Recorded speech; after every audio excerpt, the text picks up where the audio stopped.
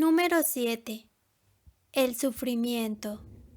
Pregunta: ¿cuál es el significado del dolor y del sufrimiento? Krishnamurti. Cuando sufrís, cuando sentís dolor, ¿qué es lo que ello significa? El dolor físico tiene un significado, pero probablemente nos referimos al dolor y al sufrimiento psicológico, que tiene un significado muy distinto en diferentes niveles. ¿Cuál es la significación del sufrimiento? ¿Por qué queréis averiguar la significación del sufrimiento? No es que él carezca de significado, eso lo vamos a averiguar. ¿Pero por qué deseáis descubrirlo? ¿Por qué queréis averiguar la razón por la cual sufrís? Cuando os hacéis la pregunta ¿por qué sufro? ¿No huís del sufrimiento? Cuando busco el significado del sufrimiento, ¿no lo evito, no lo eludo, no huyo de él? El hecho es que sufro, pero no bien la mente se ocupa del sufrimiento y digo, ¿y bien por qué? Ya he diluido la intensidad del sufrimiento. En otras palabras, queremos que el sufrimiento se diluya, se alivie, se aleje, se elimine mediante una explicación. Eso, por cierto, no brinda comprensión del sufrimiento. Si me libro, pues, de ese deseo de huir del sufrimiento, empiezo a comprender cuál es su contenido. ¿Qué es el sufrimiento? Una perturbación en diferentes niveles, en el físico y en los distintos niveles del subconsciente. ¿No es así? Es una forma aguda de perturbación que me disgusta. Mi hijo ha muerto. He erigido en torno de él todas mis esperanzas, o en torno de mi hija, de mi esposo, de lo que sea. Lo tenía en un altar, junto con todas las cosas que deseaba que él fuera, y lo he tenido por compañero. Ya conocéis todo eso, y de pronto se ha ido. Hay por lo tanto una perturbación. ¿No es así? A esa perturbación le llamo sufrimiento. Si no me gusta ese sufrimiento, entonces digo, ¿por qué sufro? Lo amaba tanto, él era esto, y yo tenía aquello, y trato de hallar solaz en las palabras, en los títulos, en las creencias, como casi todos lo hacemos. Todo ello obra a modo de narcótico, pero si no hago eso, ¿qué sucede? Simplemente capto el sufrimiento, no lo condeno ni lo justifico, sufro. Entonces puedo seguir su movimiento, ¿no es así? Entonces puedo captar todo el contenido de lo que él significa.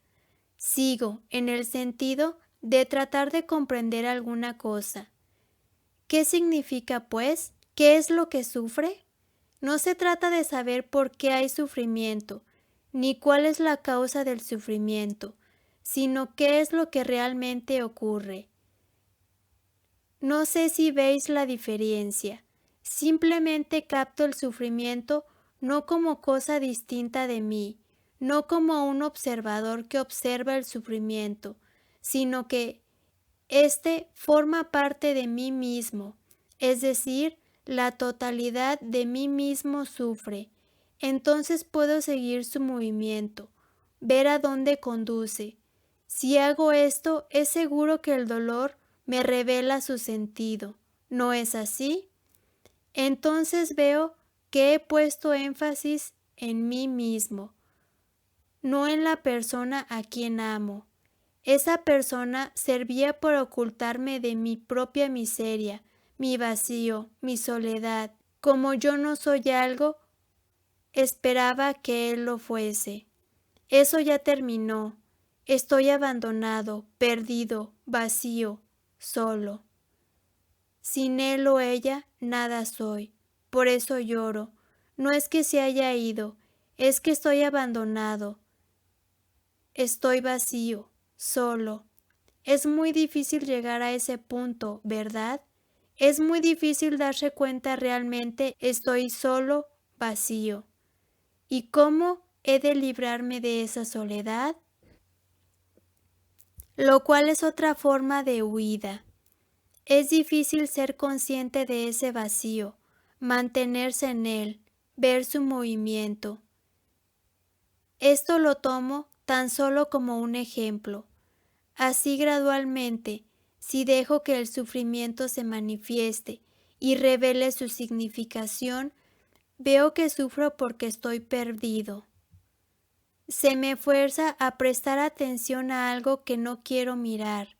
Se me impone algo que me resisto a ver y a comprender. Y hay un sinnúmero de personas para ayudarme a huir, a evadir. Miles de personas llamadas religiosas, con sus creencias y dogmas, esperanzas y fantasías. Es el karma, es la voluntad de Dios. Todos me brindan una salida, bien lo sabéis, pero si puedo permanecer con el dolor y no apartarlo de mí, ni tratar de circunscribirlo o negarlo, ¿qué ocurre? ¿Cuál es el estado de mi mente cuando sigue de ese modo el movimiento del sufrir? ¿El sufrimiento es tan solo una palabra o es una realidad? Si es una realidad y no una mera palabra, entonces la palabra ya no tiene sentido. Lo único que existe, pues, es el sentimiento de intenso dolor. ¿Con respecto a qué? Con respecto a una imagen, a una experiencia, a algo que poseéis o no poseéis. Si lo poseéis, le llamáis placer. Si no lo poseéis, es dolor. De modo que el dolor, el sufrimiento, está en relación con algo. ¿Ese algo es mera verbalización o una realidad? Es decir, cuando hay sufrimiento, él existe tan solo en relación con algo. No puede existir por sí solo, así como el temor no puede existir por sí solo, sino en relación con algo, un individuo, un incidente, un sentimiento. Ahora os dais plena cuenta del sufrimiento. Es ese sufrimiento distinto de vosotros y por lo tanto sois simplemente el observador que capta el sufrimiento. ¿O es ese sufrimiento vosotros mismos? Cuando no hay observador que sufre, ¿es el sufrimiento diferente de vosotros? Sois el sufrimiento, ¿no es así? No estáis separados del dolor, sois el dolor. ¿Y ahora qué ocurre? No se lo evalúa, no se le da nombre, y por lo tanto no se le echa a un lado.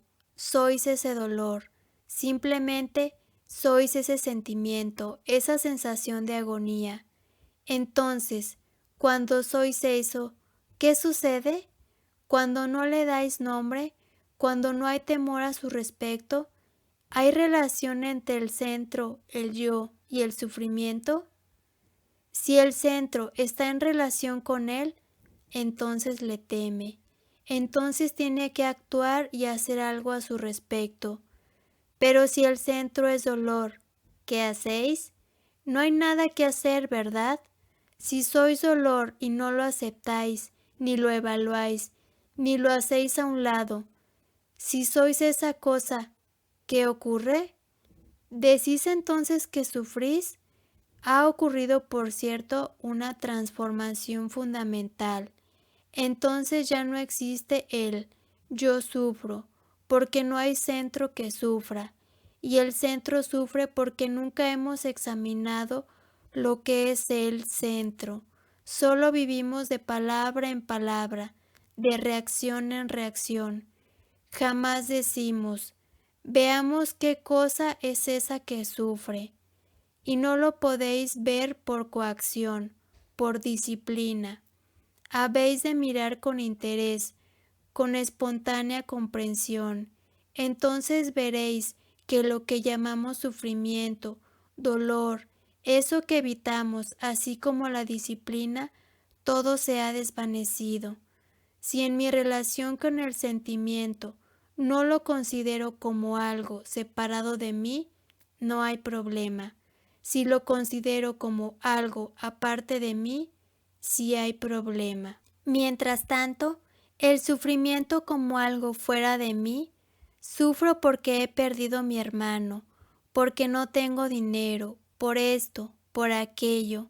Establezco una relación con ese algo y esa relación es ficticia, pero si soy esa cosa, si veo el hecho, entonces todo ello se transforma, todo ello tiene un significado diferente.